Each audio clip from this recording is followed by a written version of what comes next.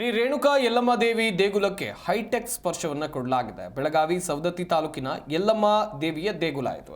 ತಿರುಪತಿ ಮಾದರಿಯಲ್ಲಿ ಅಭಿವೃದ್ಧಿ ಯೋಜನೆಗೆ ಸಿದ್ಧತೆಯನ್ನ ಮಾಡಿಕೊಳ್ಳಲಾಗಿದೆ. 218 ಕೋಟಿ ರೂಪಾಯಿ ವೆಚ್ಚದಲ್ಲಿ ಅಭಿವೃದ್ಧಿ ಕಾಮಗಾರಿಗೆ ಪ್ಲಾನ್ ಮಾಡಲಾಗಿದೆ. ಪ್ರವಾಸೋದ್ಯಮ ಸಚಿವ ಎಚ್.ಕೆ. ಪಾಟೀಲ್ ಮುತುವರ್ಜಿಯನ್ನು ವಹಿಸಿದ್ದಾರೆ. ಕೇಂದ್ರ ರಾಜ್ಯ ಸರ್ಕಾರದಿಂದ ತಲಾ 100 ಕೋಟಿ ರೂಪಾಯಿ ಅನುದಾನ ಸಿಗಲಿದೆ. ಲಕ್ಷಾಂತರ ಭಕ್ತರು ಬರುವಂತ ಯಲ್ಲಮ್ಮ ದೇವಿ ದೇವಸ್ಥಾನ ಭಕ್ತರಿಗೆ ಅಗತ್ಯ ಸೌಕರ್ಯ ಒದಗಿಸೋಕೆ ಸರ್ಕಾರ ಎಲ್ಲ ಪ್ಲಾನ್ಗಳನ್ನು ಮಾಡಿಕೊಂಡಿದೆ.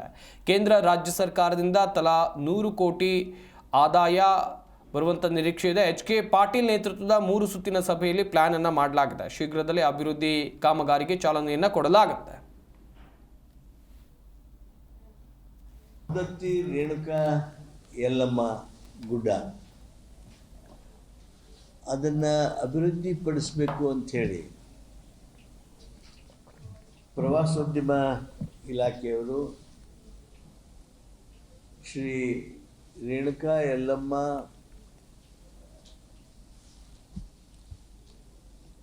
ದೇವಸ್ಥಾನದ ಅಭಿವೃದ್ಧಿ ಮಂಡಳಿಯನ್ನು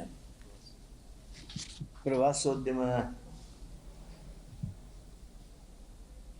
ಮಂಡಳಿಯನ್ನು